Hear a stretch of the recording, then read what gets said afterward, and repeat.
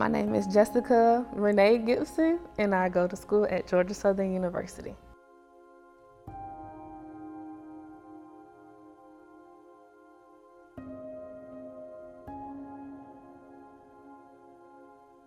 I'm from Atlanta, Georgia, more specifically the neighborhood of Bankhead. I've grown up there my whole life. Most of the time it was just me, my older brother, and my mom and her boyfriend at the time. My biological father wasn't really in my life.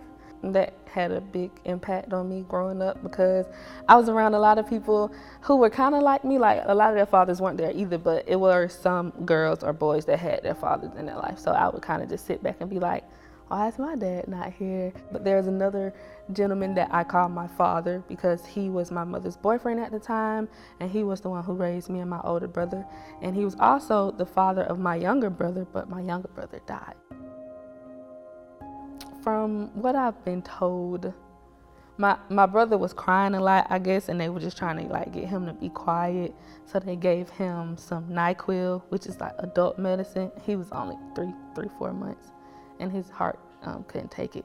So he died. And as a result of that, me and my older brother went into foster care for 4 years. There's a lot that I don't remember about that time period. And I think I've just shut a lot of it out because of how traumatic it was. And my family even asks me sometimes, why can't I remember? But I literally don't remember a lot of stuff from when I was younger.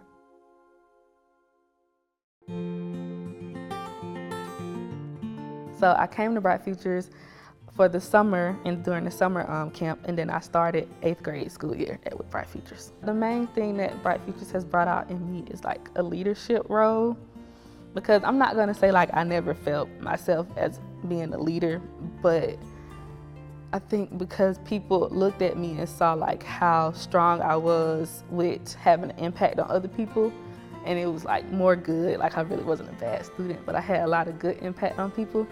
So I think they really helped me realize how much of a leader I could be. I always went to church, especially when we got back with our mother from foster care.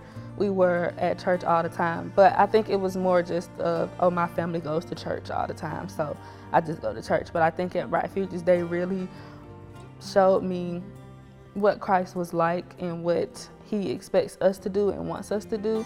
So that's always my number one thing that I learned from Bright Futures. It's just, showing the love of Christ to other people through us. Because I could have easily been sucked into everything that everybody else is doing. I could be,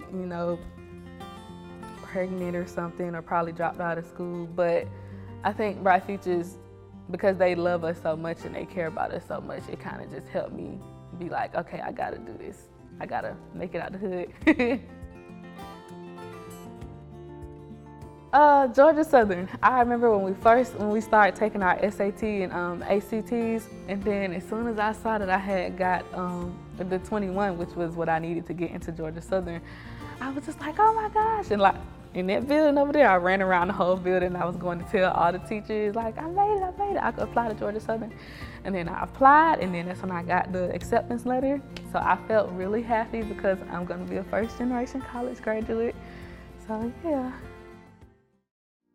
We need people like Bright Futures. We need schools like Bright Futures Academy and programs like Bright Futures Atlanta to show the kids that grow up in neighborhoods that I grew up that there is a way out. There are people who want to help you, and you don't have to be a victim of your circumstances, because so much happens every day. Just knowing that you have a group of people like Bright Futures and the people who support them, the people who help the kids, makes you want to say, okay, I can make it out. She did it. I can do something with my life. She did it. Because I don't want my niece to end up like so many people who I know. Some of my friends dropped out of school.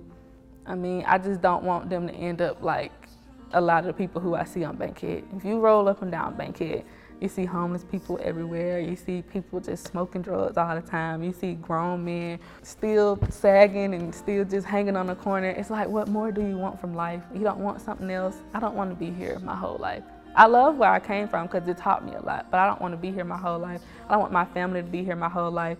And Bright Futures really helped me realize you can go somewhere else. There's so many places God has planned for you. And they were just kind of that hand out, reaching to me, and I grabbed home.